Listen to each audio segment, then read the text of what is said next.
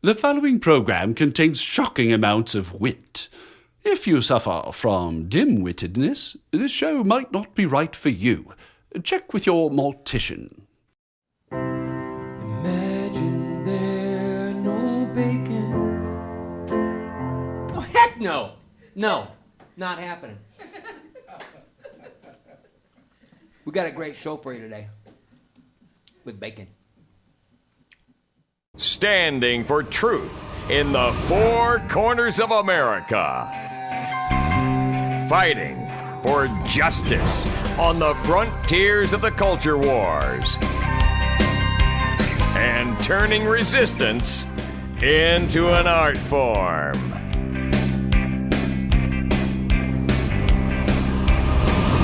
Randall Terry. Welcome to the program, friend.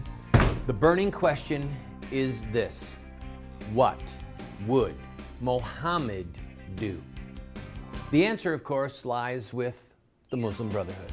We're talking about them today, yesterday, tomorrow. Oh, this is a multi-part series, and you're going to get more here from this show than you will get any place else on television. I don't care if you've got 1,000 stations on your dial.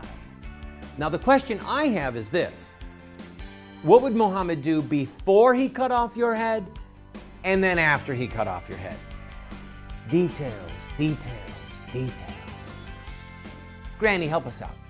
Oh, people, why do the Jews and Christians have to tell such lies and cause such mischief? If only they would turn to Muhammad, they would know peace.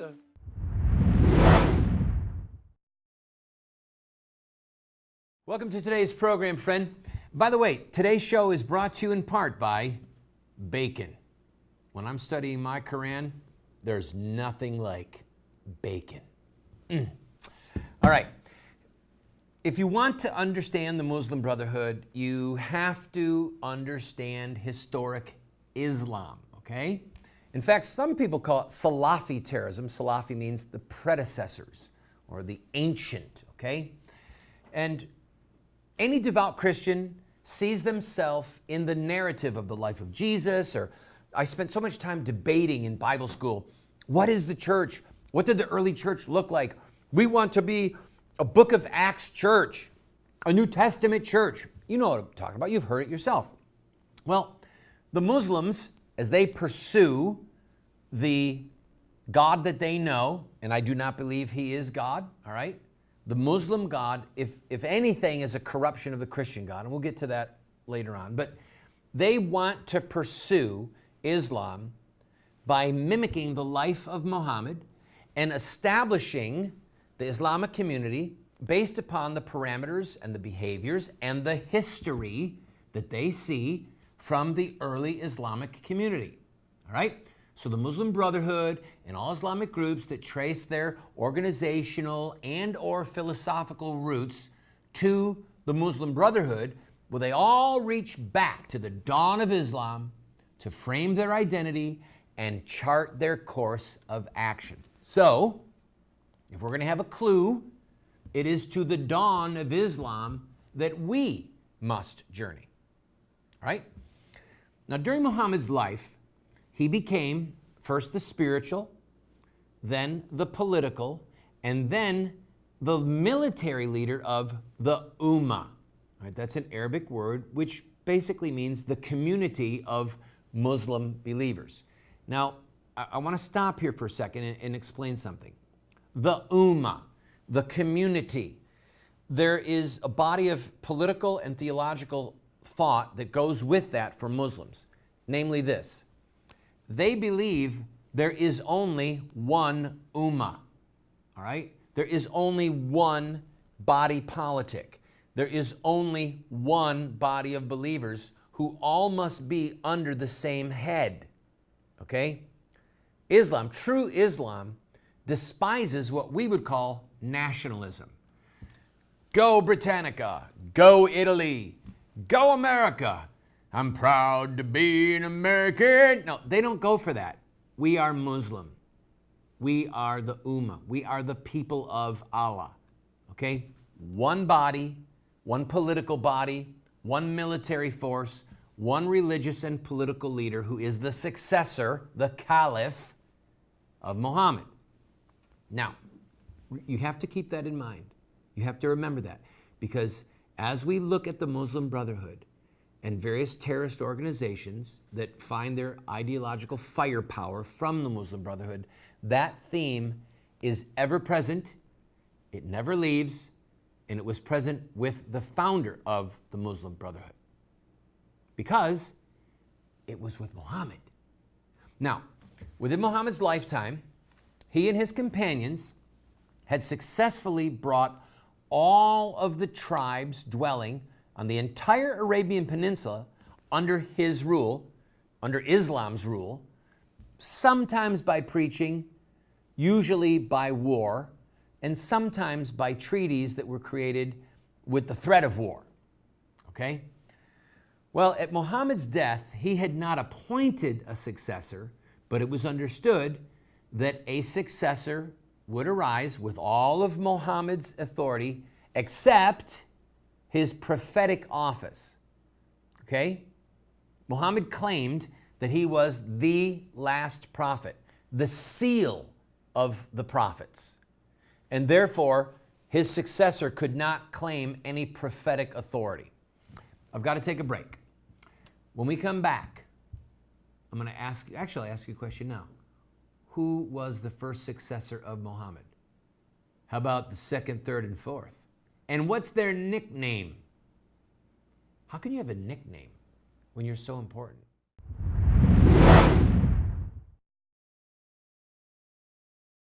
My wife and I, for 5 years, have been grinding our own wheat and baking our own bread from scratch. Within 2 hours, you can have fresh wheat in your hand and then piping hot bread come out of the oven. The most nutritious and delicious bread you will ever have.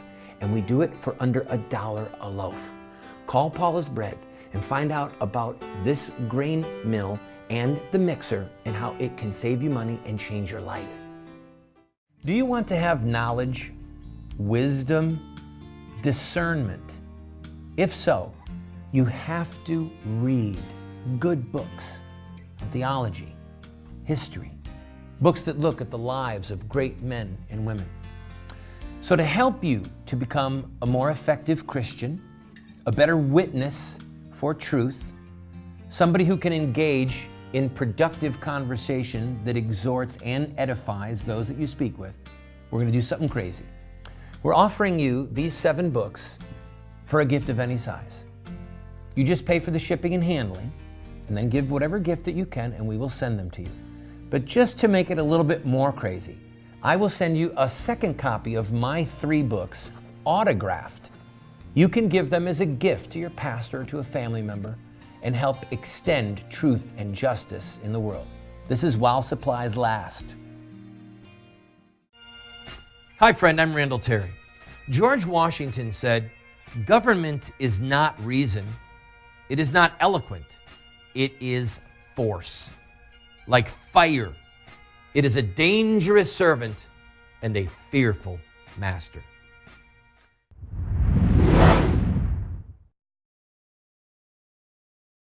Welcome back to the show, friend. If you just joined us, we're doing a special multi-part series on the Muslim Brotherhood. In order to understand the Muslim Brotherhood, you must reach back to the dawn of Islam itself. All right, the first caliph. No, he did not have a nickname. Not that I know of, anyway. His name was Abu Bakr, all right? Muhammad died in around 632. Abu Bakr was one of Muhammad's oldest and closest friends, one of his oldest followers. He was also Muhammad's father-in-law. He was the father of the beautiful child bride, Aisha. Now, this is simply a rabbit trail, but in case you did not know, it is absolutely true, and it's a part of revered Muslim history, that Muhammad married Aisha when she was 5 years old, 5, and consummated the wedding 4 years later when she was 9. And he died when she was 16 years old. She died childless. She never had any children. All right. So Abu Bakr was first. And then he was followed by Umar, then Uthman, and then Ali. All right? Now, in the Sunni framework, these four men constitute the four rightly guided caliphs. Okay? The four of them, because they were all friends and companions of Muhammad, they were rightly guided because they were discipled by Muhammad himself. Now, there was at the time a minority of Muslims who believed that a legitimate successor of Muhammad must be a blood relative of Muhammad in a more dynastic tradition like the Europeans have. And Ali, who was Muhammad's cousin, and he was also the husband of Muhammad's daughter Fatima, was their choice. All right? They were called the Party of Ali, or Shiite Ali in Arabic, which was shortened to Shiite. So the Sunni position concerning succession has prevailed until this day, all right? And throughout most of Muslim history, as well as with the majority of Muslims. Now, before we go forward, I want you to grasp this. This is fundamental to understanding the Muslim world. Sunnis believe that anybody who is rightly guided can be a successor to Muhammad. That's what the Sunnis believe. The Shiites believe, the party of Ali believe, no, it must be a blood relative of Muhammad himself. And that conflict started upon the death of Muhammad, and it has been horrifically bloody at points. We'll talk more about that as we go forward. Now, there have been some small but notable exceptions where the Shiite power base actually existed, where a dynasty did continue, such as during the Crusade period. But for most of Islamic history, the Sunni position regarding the caliphate, the successor, the caliph, the caliphate, has prevailed. And the rift between Shiites and Sunnis, as I said, has never healed. And we'll look more at the bloodshed. Now, this TV show right now is focusing on the Sunni Islamist movement, which the Muslim Brotherhood serves as the vanguard, okay? So we're going to be talking predominantly about Sunnis and the Muslim Brotherhood. And by the way, the chief theologian for the Muslim Brotherhood, Sheikh Yusuf Qaradawi, has, within the past couple of weeks, called for all Sunni jihadists, all right, all Sunnis who are able to fight, to go to Syria. Why? Go to Syria to fight Hezbollah. Hezbollah is a terrorist Muslim organization, but they're Shiites, okay? And the Shiites, Hezbollah, are defending Assad, the leader of Syria. And so Yusuf had enough of this and said, anybody who is a Muslim jihad warrior, please go right now to Syria, fight against Hezbollah, and try and bring down the Assad regime and establish a Sunni regime, because Assad is a Shiite. That's why he is a puppet that is held up by the Iranian government. They're Shiites too. All right, I am going to take a break because I'm being told it's time for me to take a break. When we come back, we will talk about how some of those first four caliphs met their demise. That peaceful religion of Islam sure knows how to take care of its leaders.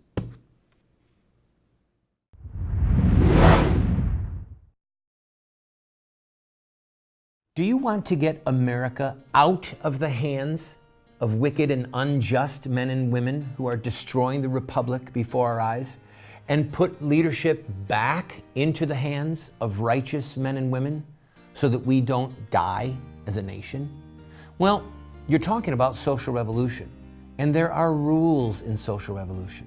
We can look at the victorious social revolutions of the past, such as the end of slavery, the end of child labor, women's voting rights, the end of segregation, and so much more, and learn from their victories. Look at their actions, their images, their rhetoric, their sacrifices, and their final fruit. We will send you this series that originally cost $129, 7 books for students, 1 teacher's guide, if you'll give a gift of any size and just pay for shipping and handling. Take advantage of it today.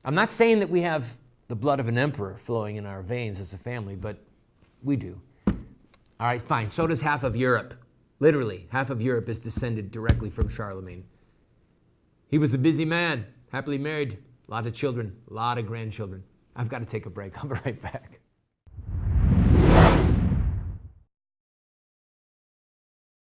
How would you like to be able to reach hundreds of thousands, perhaps millions of potential customers with your product or your company or your web-based business? Well, you can do that right here on this show. Every single day, we get phone calls or letters or orders online from states all over the country where people are watching this television show. Right now, we are seen in 45 cities at 8:30 p.m. Eastern Time every night, and then a rerun again at 12:30 midnight. You can reach them using this show at advertising rates that are so inexpensive, it would blow your mind. So, if you're interested, contact us at the phone number that you see on the screen or the email address, and we can talk about how you can grow your business and help support this show.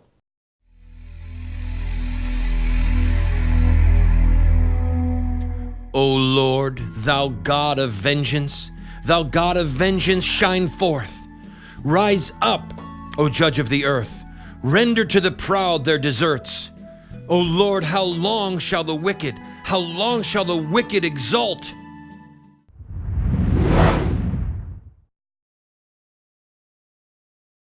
Welcome back, friend. All right, again, I said to you a show or two ago, the reason that history is so important is because if you don't know where you came from, you have no idea how you got here. And if you can't see the trajectory of where we came from, how we're here, you can't see where we're going. That's why history is so important, because things happen for a reason. It's not that they happen in a linear fashion, but it's like a rocket. You see where it came from, you see how we got here, you see where we're going. So the Muslims are anchored in the Iberian Peninsula, all right? The Byzantines, who were based in Constantinople, they were a critical, beautiful part of Christendom, the Byzantine Empire. They held out against the Muslims until the fall of Constantinople in 1453. But even though the Muslims couldn't take Constantinople right off the bat, they drove east.